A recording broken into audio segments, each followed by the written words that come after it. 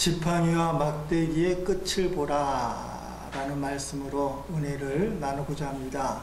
우리가 말씀 듣는 가운데 마음속에 또 생각 속에 주님의 지팡이 끝이 어디를 가리키는가 볼 수 있길 바랍니다. 말씀 듣기 전에 하는 기도 같이 하십니다. 말씀으로 역사하신 하나님께 감사드립니다. 말씀 속에 담긴 주님 심정을 느끼게 하시고 내 마음을 주님 마음으로 채워주소서. 주님 마음에 순종하도록 성령님 인도하소서. 예수님 이름으로 기도드립니다. 아멘. 8월 마지막 주일입니다. 우리는 지난 7월, 8월 두 달 동안 시편 23편 4절 말씀을 갖고 은혜를 나누었습니다. 지금쯤은 한번 다 암송들 하셔야 됩니다. 우리 한번 암송해 보겠습니다. 내가 사망의 음침한 골짜기로 다닐지라도 해를 두려워하지 않을 것은 주께서 나와 함께 하심이라. 주의 지팡이와 막대기가 나를 안위하시나이다. 아멘. 암송하는 부분들이 대부분이시고 간혹가다 이제 앞을 보시면서 하시는 분도 계십니다. 그러면 다 암송하긴 하겠지만 이제 마지막 주일이니까 다시 한번 저 말씀을 꼭꼭 씹어 먹으면서 한번 외워보겠습니다. 내가 사망의 음침한 골짜기로 다닐지라도 해를 두려워하지 않을 것은 주께서 나와 함께 하심이라. 주의 지팡이와 막대기가 나를 안위하시나이다. 아멘. 사망의 음침한 골짜기에서도 두려워하지 않는다. 오늘 말씀은 주님의 지팡이와 막대기가 우리를 안위하니까 그 끝을 보라. 칼뱅은 이 말씀을 이렇게 해석합니다. 다윗이 두려워하지 않았다는 것은 아무런 두려움이 없다는 것이 아니다. 아주 많은 종류의 두려움이 엄습할 때가 있지만 그 두려움이 지지 않고 어디든지 목자가 인도하는 곳으로 따라간다는 것이다. 다윗은 때때로 자기에게 다가올 모든 위험을 알고 있음에도 불구하고 목자의 지팡이 끝에 시야를 고정시키고 따라간다. 여기서 다윗은 위험과 시험으로부터 유일한 승리의 길은 오직 자신을 던져서 목자를 따르는 길밖에 없다는 것을 선언한다. 그보다 더 좋은 길은 없다. 아니 그 외의 길은 없다. 그 외의 길은 위험의 길이요 사망의 길인 것이다. 칼뱅이 이야기한 것이 마음에 와닿기를 바랍니다. 여기서 제목이 나왔습니다. 지팡이 끝을 봐라. 예수 안에 있으면 두려움이 없다는 그런 말씀입니다. 예수 밖에 있는 그것이 위험한 길이요 결국은 사망의 길이다. 우리가 선한 목자 되신 예수님을 바라보고 지팡이를 따라가면 그 지팡이가 우리를 푸른 초장 쓸만한 물가로 인도해 주십니다. 우리가 선한 목자 되신 예수님의 막대기를 의지하면 세상의 풍랑 속에서도 우리는 평안과 위로를 얻을 수 있습니다. 여러분, 믿음으로 산다는 것이 무엇이냐? 주님의 지팡이와 막대기의 끝이 어디를 가리키는 것을 보고 그것을 의지하고 따라가는 것이 믿음이다. 악한 마귀는 주님의 지팡이와 막대기의 끝을 바라보지 못하게 만듭니다. 그래서 자신의 고집과 견만을 주장하게 만들어서 결국은 세상의 모든 걸 도둑질 당하고 죽게 만들고 멸망시키는 것이 악한 마귀의 목적입니다. 요한복음 10장 10절 말씀 우리가 다 아는 말씀이죠. 도둑이 오는 것은 도둑질하고 죽이고 멸망시키는 것뿐이다. 근데 주님은 양으로 생명을 얻게 하되 풍성하게 얻게 하려 합니다. 주님의 지팡이와 막대기의 끝을 따르는 것은 얽매이는 것처럼 보이고 우리를 제한하는 것처럼 보이지만 우리에게 생명을 주시고 풍성하게 주시는 겁니다. 악한 마귀 이야기를 들으면 우리를 좀 편하게 해요. 내 마음대로 살게 만드는 것 같고 때로는 지혜로운 것처럼도 보이고, 그런데 그것은 세상에게 도둑질 당하는 죽는 길이에요. 멸망당하는데 자기만 멸망하는 것이 아니에요. 주변의 사람들, 가족들까지도 멸망시키는 일이라는 것입니다. 그러므로 우리가 어떤 상황에서든지 주님의 지팡이와 막대기 끝을 바라보고 주님 붙들고 몸부림치면 주님께서는 우리에게 풍성한 생명으로 어느샌가 인도해 주신다는 거예요. 우리 지방에 영도 한사람교회 제가 가끔 말씀드리는 교회죠. 함께 기도하는 목사님이십니다. 월요일마다 내일도 오셔서 이제 기도하는 목사님인데, 영도 태종대 유원지잖아요. 태종대 입구에 새마을 금고가 있습니다. 새마을 금고 2층에. 그것도 하나님의 진짜 큰 은혜로 그 넓은 지역을 전세 1,000만 원에 월세 없이 있어요. 그러니까 하나님의 역사가 큰 교회인데 일본에서 7년 동안 선교사를 하셨어요. 그러다가 국내에 돌아오셔서 목회를 시작하셨습니다. 개척교회를 하는데 사택이 없는 거예요. 그러니까 처가살이를 시작했다는 겁니다. 윤정야 사모님 고개를 끄덕끄덕 하시는데 목회자 마음 아시죠? 12평에 7식구가 살아요. 말이 7식구지. 어떡합니까? 5년 동안 사는데 말입니다. 조그만 했을 때는 되잖아요. 애들이 중학교 들어가면 각방을 줘야 되잖아요. 아무리 각박해도. 얘들이 커지니까 이제 못 살게 되는 거예요. 그러니까 저절로 사택을 주옵소서. 그 기도 제목이 나오기 시작하는 겁니다. 현실은 엄두가 나지 않아요. 그러던 중에 아마 작년 이맘때쯤이었을 거예요. 이 목사님 교회에서 중고등학생들을 데리고 감림산에 있는 집회에 참석하게 됐습니다. 근데 영도라는 동네가 좀 험한가 봐요. 우리 교회 애들은 그렇지 않은데 애들이 집회 가서 밤새 교회 차 안에서 뻐끔뻐끔 이걸 한 거예요. 아침에 가보니까 담배 핀 게 이제 나타나는 겁니다. 목사님 화가 났어요. 화를 참고 그 아이들에게 얘기합니다. 내가 화를 낼 수 있지만 너희에게 하나를 제안하는데 교회에 돌아가서 1박 2일 동안 금식하면서 나하고 성경 통독을 할래? 아니면 이걸 너희 부모에게 알릴까? 애들 제일 무서워하는 게 엄마 아빠에게 알린다 그 말이잖아요.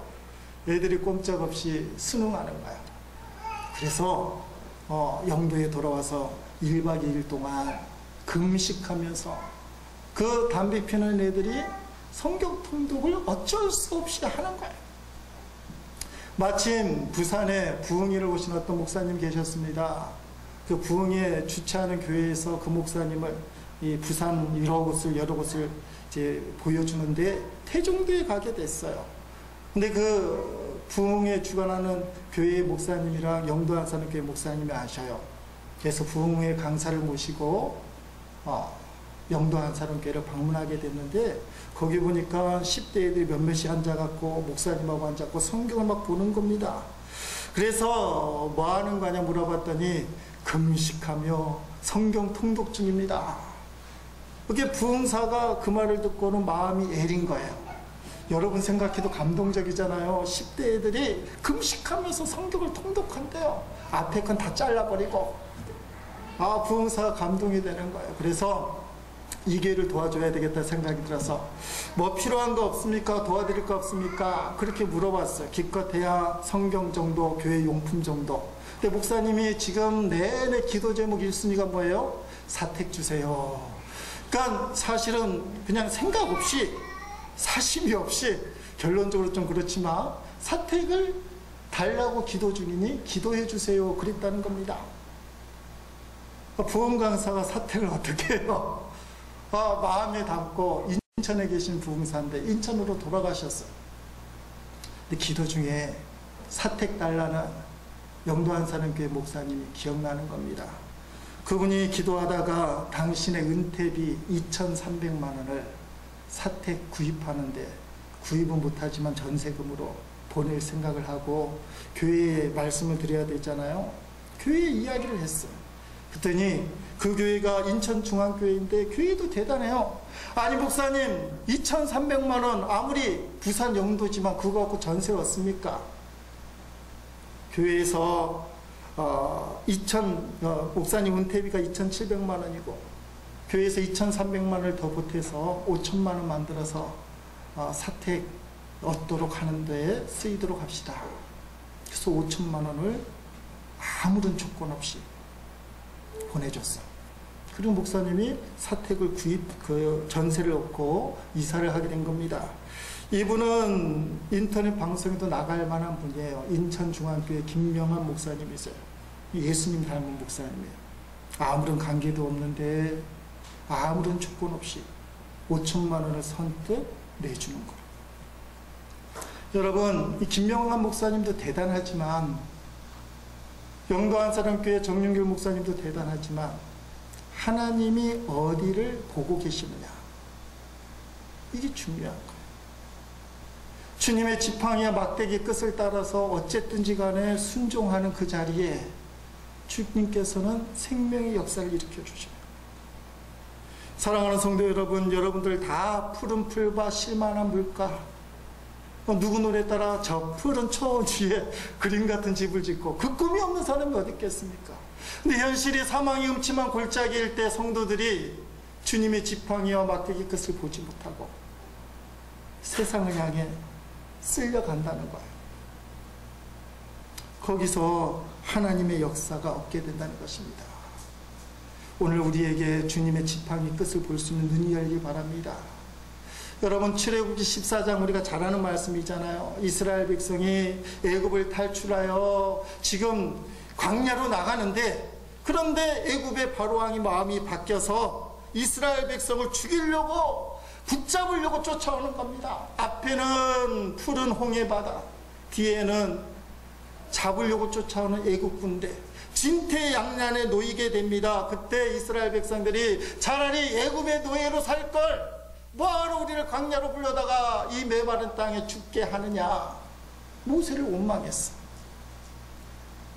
모세가 이스라엘 백성들을 위로합니다. 출애굽기 14장 13절 14절을 보니까 이렇게 말씀하죠. 모세가 백성에게 이르되 너희는 두려워하지 말고 가만히 서서 여호와께서 오늘 너희를 위하여 행하시는 구원을 보라. 너희가 오늘 본 애굽 사람을 영원히 다시 보지 아니하리라. 여호와께서 너희를 위하여 싸우시리니 너희는 가만히 있을지니라. 아멘. 저는 이 말씀 읽으면서 여러 번 반복되고 드린 말씀이지만, 목사가 이 정도 수준에서만 머물면 안 된다는 거예요. 방황하고 낙심하고 절망하는 이스라엘 백성에게 하나님이 우리를 위해 싸워주실 것이다. 하나님이 너희를 위해 싸워주실 것이다. 하나님이 함께 하실 것이다. 우리 성도들도 그런 말 많이 하잖아요. 김 집사님 괜찮습니다. 하나님이 함께 하십니다. 그런데 제가 15절 16절 말씀 읽다가 충격을 받았어요. 한번 읽어보십니다. 여호와께서 모세에게 이르시되 너는 어찌하여 내게 부르짖느냐. 이스라엘 자손에게 명령하여 앞으로 나가게 하고 지팡이를 들고 손을 바다 위로 내밀어 그것이 갈라지게 하라. 이스라엘 자손이 바다 가운데서 마른 땅을 가리라. 아멘. 위로하는 거 그만하라는 거예요. 기도하는 거 그만하라는 거예요. 말만 하는 거 그만하라는 거예요. 너가 갖고 있는 지팡이를 홍해를 향해 내리쳐라. 그리고 구원의 능력을 보여주라. 그렇게 강단에서 선포되는 말씀이 여러분의 마음의 위로로만 끝나서는 안 된다. 입 바른 소리가 돼서는 안 된다. 능력이 돼야 된다.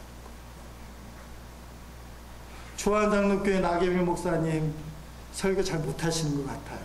근데 그 교회에 부흥이 언제 있어봤느냐. 임신 못하는 교우들을 향해서 임신하라고 선포를 했대요. 그랬더니 몇 달이 안 돼서 8살이 임신을 했다는 거예요. 기도만 임신하게 해달라고, 태의문 열리게 해달라고 기도한 것이 아니라 능력이 나타나는 거예요. 저는 아직도 강단에서 잠을 자지만, 아직도 날짜를 꼽고 있지만 밑이 안 차서 가득 차게 되면 날짜를 못 세는 날이 올 텐데 왜 그렇게 합니까? 강단에서의 말씀이 위로로 끝나서는 안 된다는 거예요. 여러분, 주님을 위해서 위로받으려고 하지 마세요. 필요합니다. 위로받기 위해서 주의 말씀을 들어야 되고 충분히 기도를 해야 돼요. 근데 그것만으로 끝나서는 안 돼요. 어떻게 해야 됩니까? 너는 왜 내게 부르짖기만 하느냐? 이스라엘 자손이 명령하여 앞으로 나아가게 하라. 막힌 바다 뚫어야 될 거 아니냐. 여기서 살려달라고만 하면 무슨 소용이 있느냐. 어떻게 뚫느냐. 내 손에 지팡이가 있지 않느냐. 그 지팡이를 들고 위로 내밀어 그걸 갈라지게 하라. 살아계신 하나님의 능력을 믿는다면 행사하라는 거예요. 우리가 입술로만 주님 살아계십니다. 주님 좋으신 분입니다. 선하신 목자입니다. 푸른 풀밭 실만한 물가로 나를 인도해 주십니다. 그것으로만 끝나면 주님이 분노하시는 거예요. 왜 말만 하느냐. 너가 그렇게 신앙을 고백하는 나를 어떻게 생각하냐? 너가 갖고 있는 지팡이 끝을 내밀어 구원의 능력을 행하라. 여기서 우리가 도전을 받아야 돼요.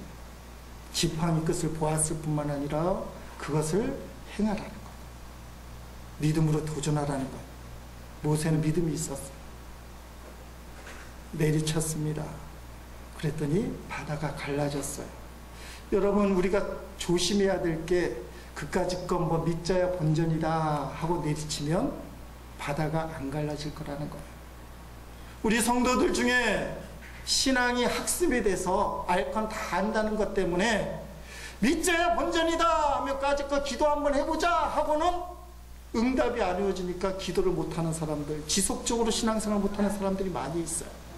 이유는 뭡니까? 살아계신 하나님의 능력을 진짜 못 믿기 때문에 그래요. 모세는 하나님의 능력과 주권을 믿었습니다. 비록 내가 내 지팡이를 꽉 잡고 내리치지만, 내가 내리치는 것처럼 보이지만 나는 하나님의 언약을 붙들고 언약에 따라 내리치는 것이다. 믿져야 본전이라는 생각이 아니에요. 이거 안 갈라지면 우리는 죽는다는 거예요. 그 믿음으로 내리쳤을 때 역사가 일어나는 겁니다. 우리 교회 홈페이지가 바뀌고 열풍이 불고 있습니다. 많은 분들이 가입을 하고 참여를 하고 있습니다. 홈페이지 역점 사업 중에 하나가 설교 동영상입니다. 감사하게도 동영상 조회수가 많아요. 우리 교인들이 아마 하루에 한 번씩 다 클릭을 해서 동영상 조회수를 늘리는데, 근데 유튜브에도 의외로 많아요. 그 동영상 밑에 보면 유튜브인데 눌러보면 우리 교인들이 유튜브에 직접 들어갈 이유는 없잖아요.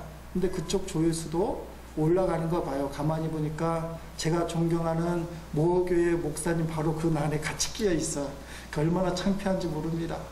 내가 이렇게 존경하는 선한목적의 유기성 목사님 설교 쫙 끼어 있는데 그 중에 하나 딱 끼어 있어요. 아마 선한교회 교인들이 보다가 심심해서 한번 클릭해보지 않나. 그것도 막 늘어나는 거야. 그러니까 여러분들 알지도 못하는 곳에서도 조회수가 늘어나고 있어요. 여러분, 동영상을 올리는 건 우리 교인들이 합니다. 꾸미는 것도 우리 교인들이 합니다. 그러나 믿어야 될 게 뭡니까?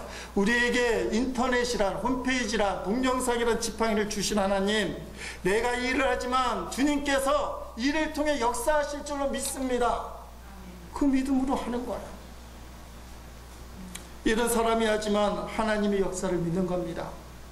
저도 제 설교 동영상 보면 때로는 부끄러워요. 창피하잖아. 여러분 생각해봐요. 자기가 한 말을 녹음한 거 들어도 이상한데, 사진 찍은 건 봐도 이상한데, 이건 사진이랑 말이 같이 나오는 거야.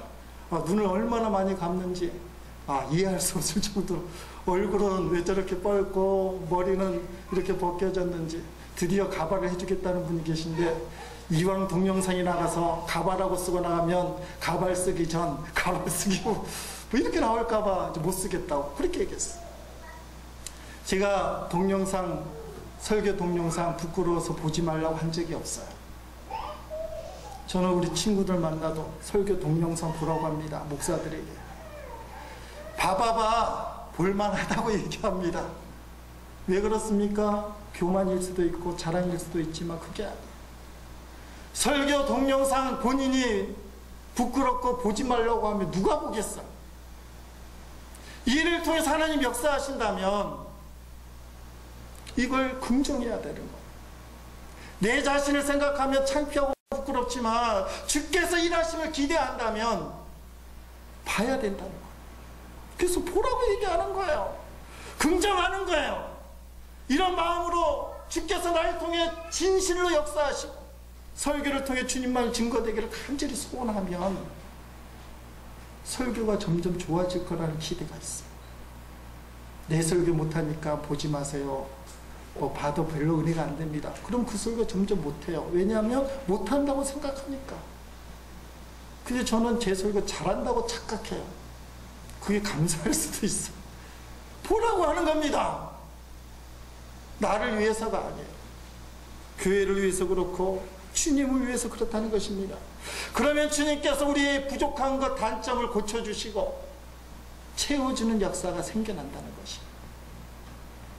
여러분에게 주어진 지팡이들, 자식이 지팡인 사람도 있고 달란트가 지팡인 사람도 있고 어떤 일이 지팡인 사람이 있는데 스스로 보면 그게 창피해요. 모세도 자기가 든 지팡이 별거라고 생각했어.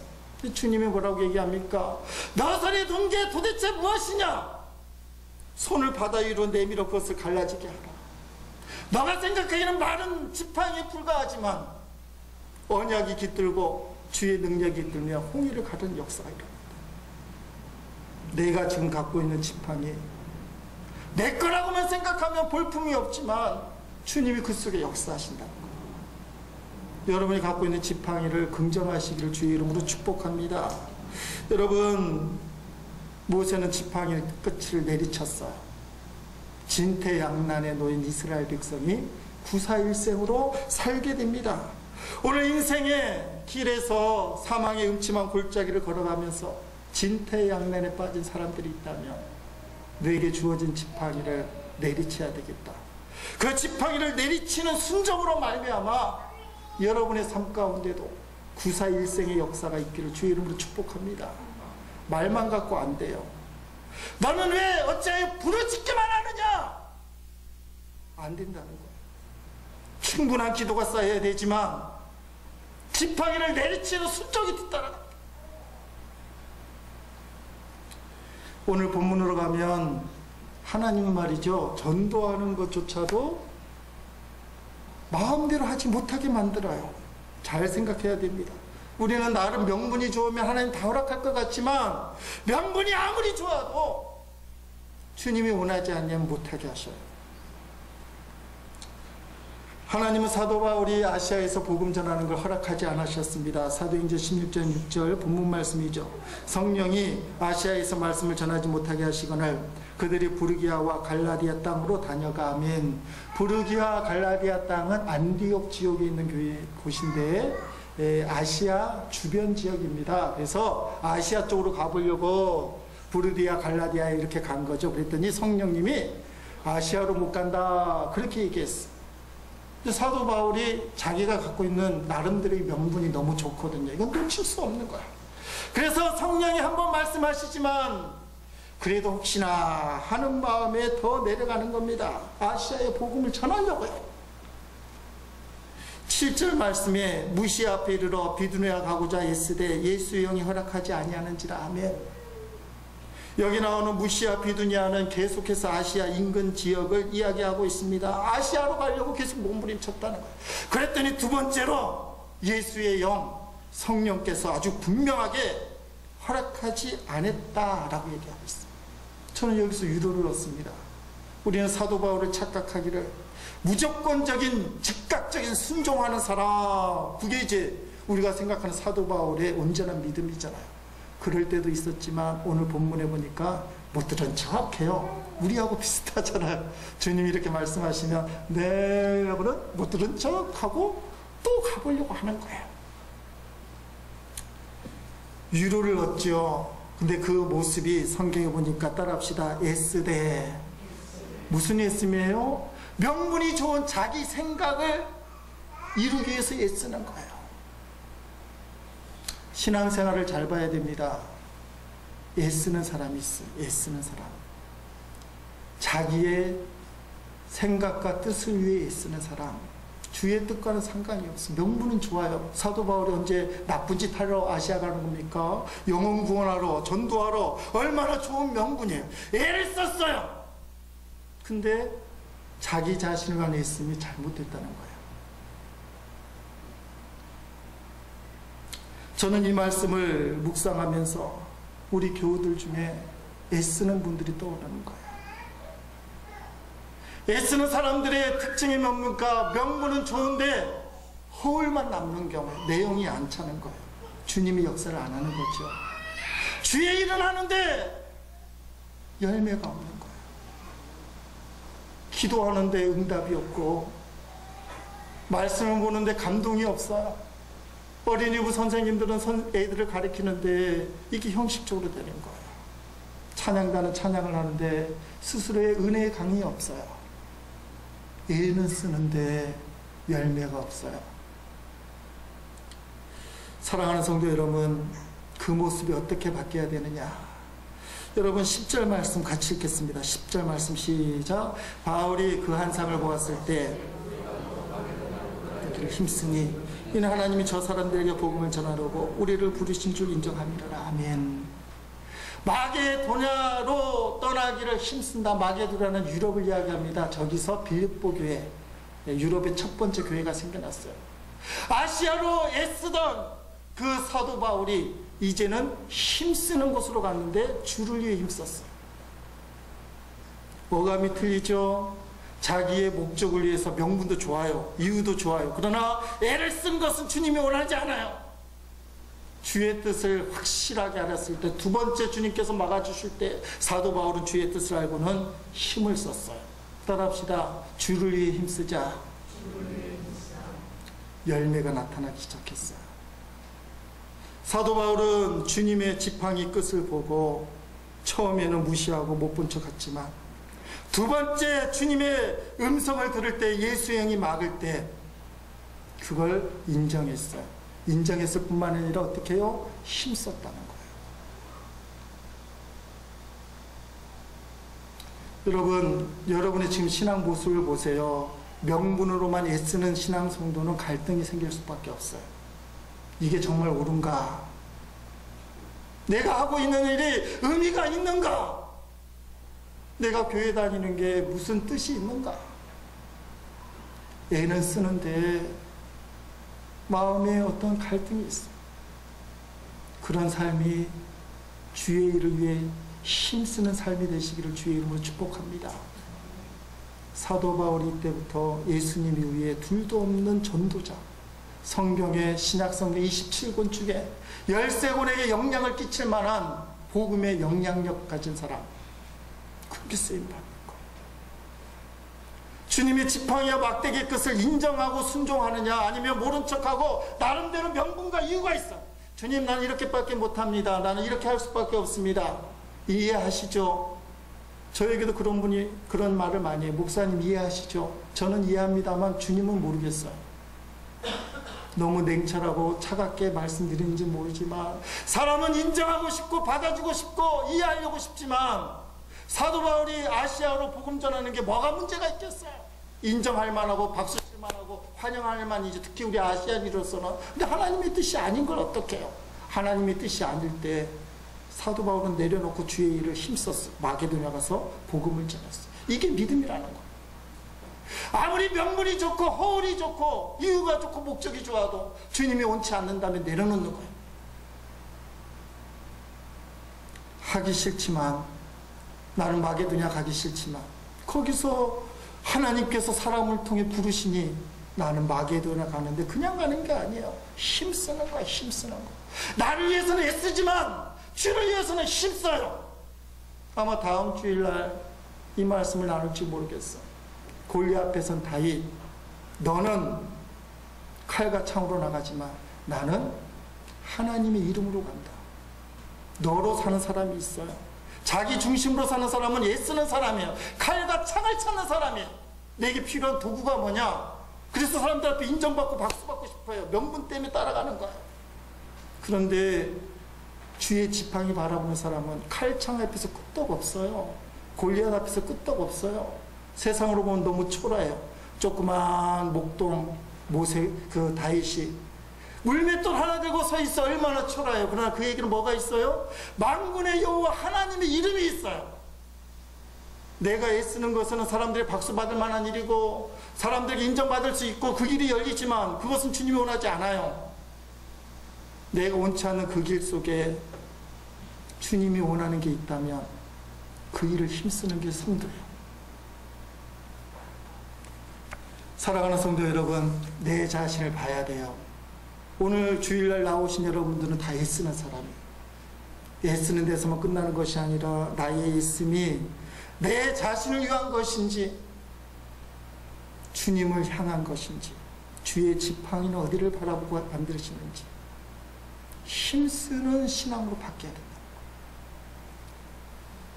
여러분, 자신의 뜻을 포기하는 게 쉽겠습니까? 사도 바울도 처음은 안 들었어요. 쉽지 않아요. 그런데 내가 틀렸다는 거 인정해야 돼요. 이게 신앙의 중요한 관건입니다. 참 힘들어요. 목요일 날 대전에서 마라나타 교회, 이름도 참 재림신앙을 꿈꾸는 마라나타 교회, 그 교회에서 심리치유 목회 세미나 있었어요. 강사 목사님 이야기 중에 하나예요. 장로님이 무진장 말을 안 듣는 부인 권사님이 상담을 왔습니다. 그래서 장로님 남편 이야기를, 우리 남편이 이렇게 저렇게 해서, 목사님, 제가 우리 남편 데리고 와서 치유받게 할게요, 그러는 거예요.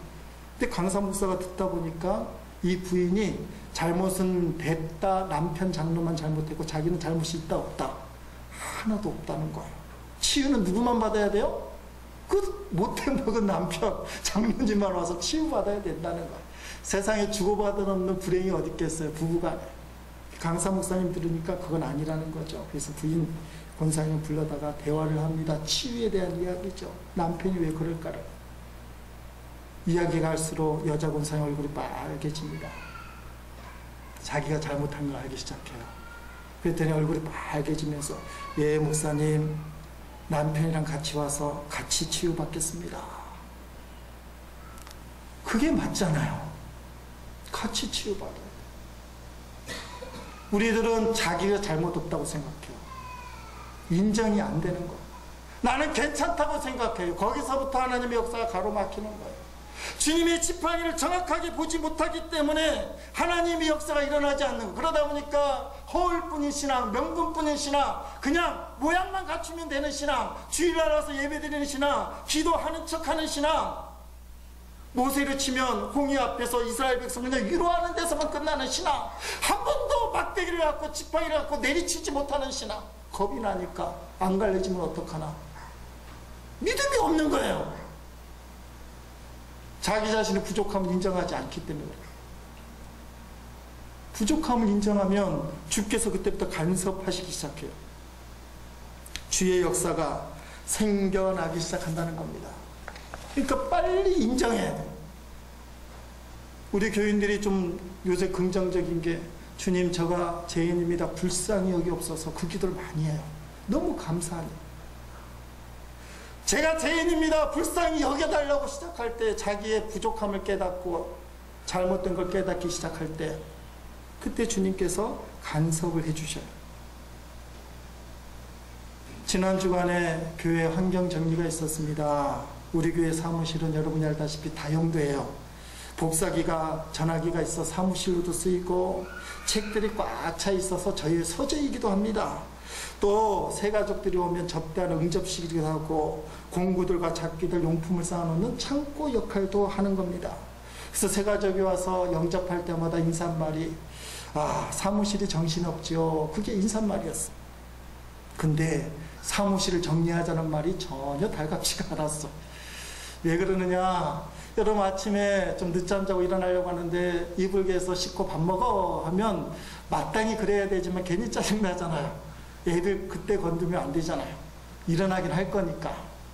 지난 주말에 일이 많았어요. 1박 2일 어디 갔다 모임 갔다 와야 되고, 목요일날 세미나도 갔다 오고, 이렇게 바쁜 주간에 하필이면 사무실 정리를 하자고 하다니 이 마음이 불편한 거예요. 사무실을 치우긴 치워야 되는데 왜 하필이면 부담이 되는 거예요. 그런데 사모가 가만히 있지 않습니다. 여러분들이 도와주겠다고 하는데 사실 다 우리 일이거든요. 그래서 치우기 시작하는 거예요. 그 중에 가장 큰 자리를 차지하는 게 복사기. 이 복사기는 말입니다, 언제부턴가 안 되는 거예요. 그래서 언젠가는 고쳤으리라 하고 놓아둔 지가 아마 6개월이 넘은 것 같아.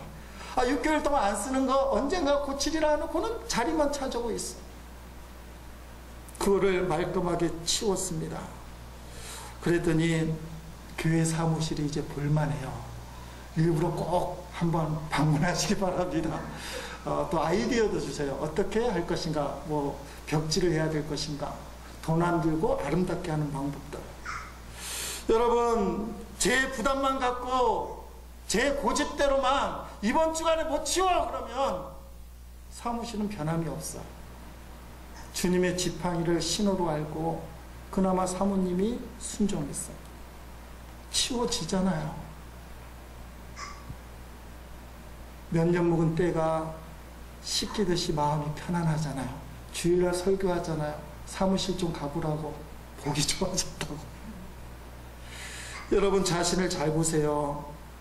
내 속에 복사기가 앉아있어요. 쓸데없는 잡동사니가 많이 앉아있어요. 나름대로 뜻이 있고 의미가 있다고 생각했어요. 근데 치우고 나면 따라합시다. 아무것도 아니었다. 여러분 똥꼬지 피우면서 불순종하는 그것들, 알량한 자존심들, 잘못된 습관들, 내가 버리지 못해서 그냥 쌓아놓은 이 잡동사니들 치우고 나면 아무것도 아니에요. 부담감이라는 이유 때문에 내가 사무실 치우라는 걸 포기했다면 이 상쾌한 기분, 아름다운 환경을 맛볼 수가 없어요. 마찬가지입니다.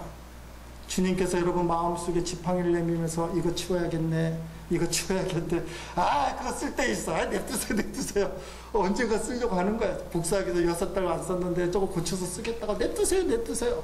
점점 지저분해져. 주님이 그렇게 우리에게 치우라고 얘기했지만 우리가 치우지 않아서 내 삶이 이렇게 되는 거야. 힘들어지는 거야. 잡동사니가 가득 차게 되는 거야. 주님이 가리키는 대로 순종하면 우리를 꼼짝달싹하게 만드는 세상의 것들이 무너져 내리기 시작합니다. 주님 우리 마음 받으시는 거예요. 내가 주님의 지팡이 끝을 보고 순종합니다.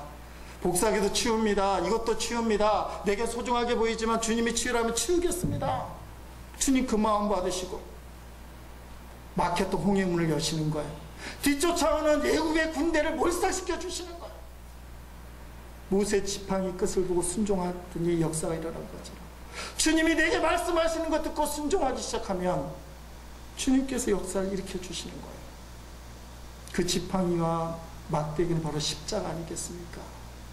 주님이 그 십자가 지팡이 위에서 우리를 위해 모든 걸 내어주셨어요. 모든 문제를 해결해 주셨어요.